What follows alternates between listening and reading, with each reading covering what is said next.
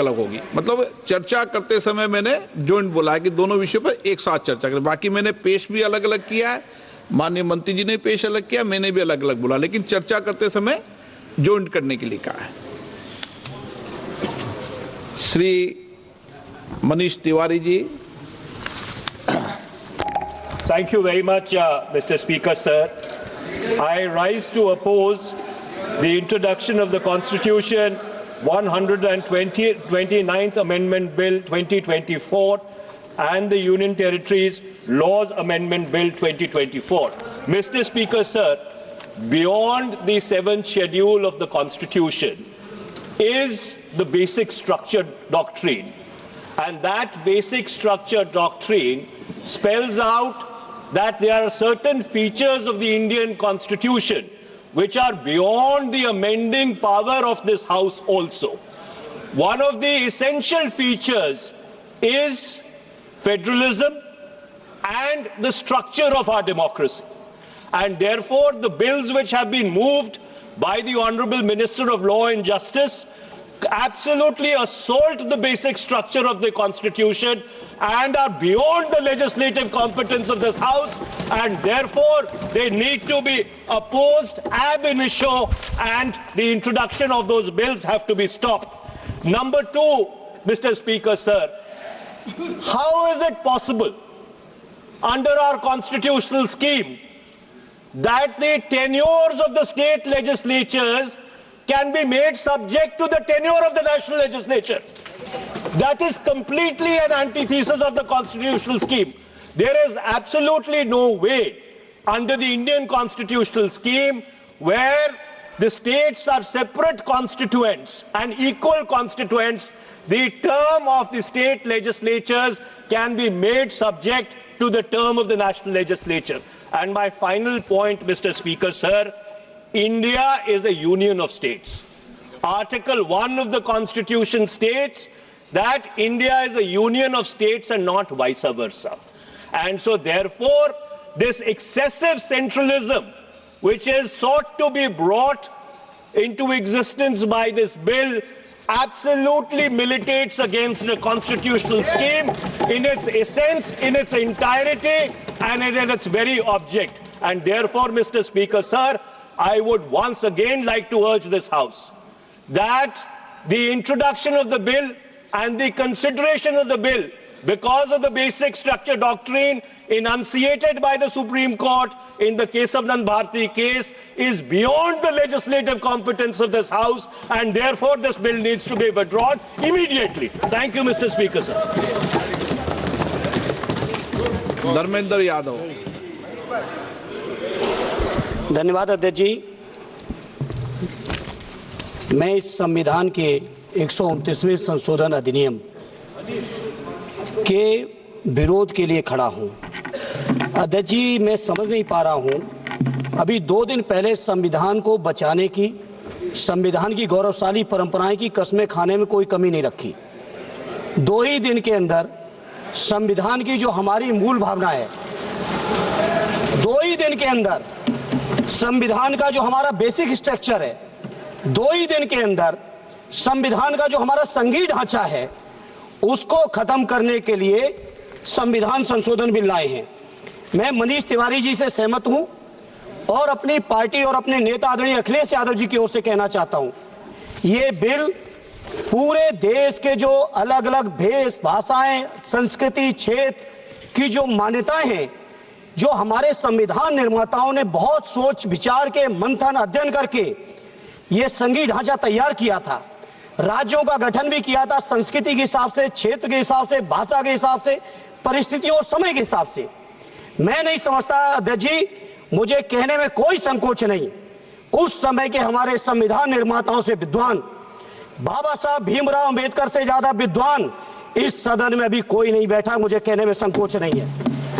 और ये संविधान की मूल भावना को खत्म करके कैसे तानाशाही के रास्ते निकाले जाएं, इसके अलावा कोई काम ही नहीं बचा है।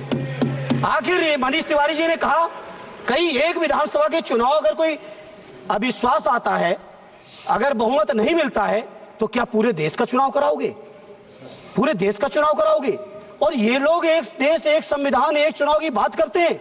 जो लोग 8 विधानसभाएं भी एक साथ नहीं करा पाते हो, मौसम देख के तारीखें बदलते हो, वो लोग बात करते हैं एक देश एक चुनाव की।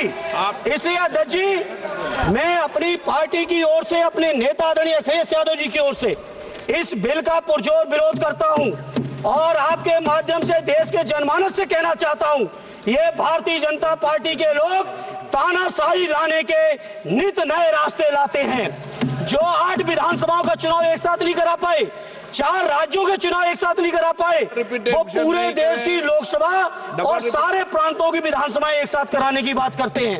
मैं पूछना चाहता हूं सरकार से, अगर एक प्रांत के अंदर सरकार गिरती है तो क्या पूरे देश की लोकसभा के चुनाव कराओगे? क्या अगर लोकसभा के चुनाव के चक्कर में उस प्रांत के लोग क्यों सफर करेंगे? अरे चर्चा कर लेना, अरे कुछ नहीं बचा है, कुछ नहीं बचा है आपके पास। अध्यक्ष जी, सदन को थोड़ा सा सिस्टम में लाएं। अध्यक्ष जी, आपसे अनुरोध है, आपके माध्यम से सरकार से अनुरोध है, जनता ने बड़ी उम्मीदों के साथ हम सबको भेजा है और हम सब लोगों की जिम्मेदारी है, ये संविधान विरोधी, संघीय ढांचे विरोधी, बेसिक स्ट्रक्चर विरोधी कई केसों की चर्चा की मनीष तिवारी जी ने, मैं उनके साथ जोड़ते हुए माननीय सर्वोच्च न्यायालय की भावनाओं के विरोधी, गरीब विरोधी, दलित विरोधी, पिछड़ा विरोधी, मुसलमान विरोधी, इस नीयत को वापस लो, ये अध्यक्ष जी आपके माध्यम से मेरी आपसे प्रार्थना है। बहुत बहुत धन्यवाद। एक मिनट प्लीज।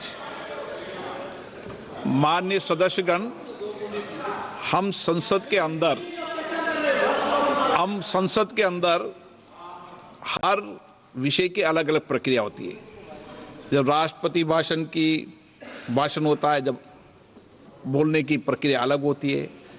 संविधान पर उसकी 75 वर्ष की चर्चा पर जब विषय अलग होता है। आप जिस बिल का विधेयक पर विरोध कर रहे हैं वो नियम 72 के तहत विरोध कर रहे हैं। तो मेरा आप सबसे आग्रह है कि हम संसद की मर्यादा, परंपरा, उसकी चर्चा को उच्च कोटि की बनाए। तो नियमों के तहत 72 में के परिप्रेक्ष्य में आप 1 मिनट प्लीज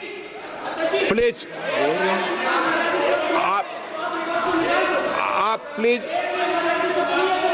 एक मेरा ये आग्रह है, ऐसे नहीं बोलते बीच में। प्लीज बैठिए, ऐसे बीच में नहीं बोलते हैं।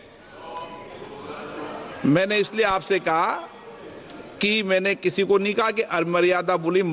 मैंने कहा नियम 72 के तहत आप उस परिप्रेक्ष्य के अंदर बिल का विरोध करने का आपका अधिकार है, वह भी विधेयक की विधायी क्षमता, लेजिस्लेटिव कॉम्पिटेंस के विषय पर। लेकिन विषय गंभीर है, इसलिए मैं सभी मान्य सदस्यों आगे बोल रहा हूं, उस परिप्रेक्ष्य के अंदर वो अपनी बात को कहें, संविधान की मर्यादाओं के अनुरूप अपनी बात कहें। मैं सभी मान्य सदस्यों को पर्याप्त अवसर दूंगा, पर जब बिल पर डिटेल चर्चा होगी तब आप जो भाषा बोल रहे हैं वह बोलने का अधिकार रहेगा। ठीक है, सब सहमत इस बात से? आपको देंगे, आप दोनों में से तय कर लो कौन बोलेंगे। हाँ, कल्याण, आप दोनों तय कर लो पहले। नोटिस है।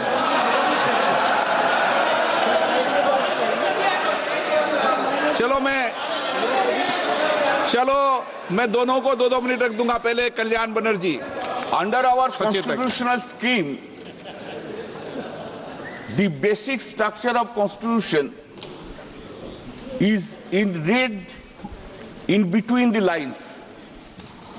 This proposed bill hits the basic structure of the constitution itself. And if any bill, any act which hits the basic structure of the constitution, that is ultra vires. And it is ultra vires. Sir, proposed Article 83, Sub-Article 5 is just contrary to Article 83, Sub-Article 2. Just contrary. Either you keep 83.2 or you keep 83.5. Both cannot be kept. Both are inconsistent with each other. Then, sir, effect of proposed Article 82A, sub-Article 3, simply establishes that tenure of State Legislative Assembly simply depending upon the tenure of the House of the People. It is not a doctrine of pleasure. Doctrine of pleasure is under Article 311 of the Constitution. But a mandate which has been given by the people of the country that state assemblies tenure will be depending upon the doctrine of pleasure of this house. How it can be? This is inconsistent. It cannot be accepted. Sir, we must remember this.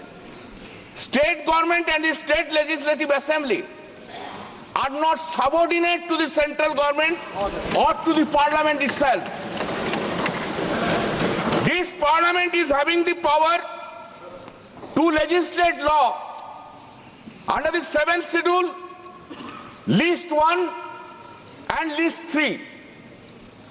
Similarly, state assembly is having the power to legislate law under the 7th schedule, list 2 and also list 3, subject to that it would not be contrary, so far concurrent list is concerned, it would not be contrary to the Article 254 of the Constitution.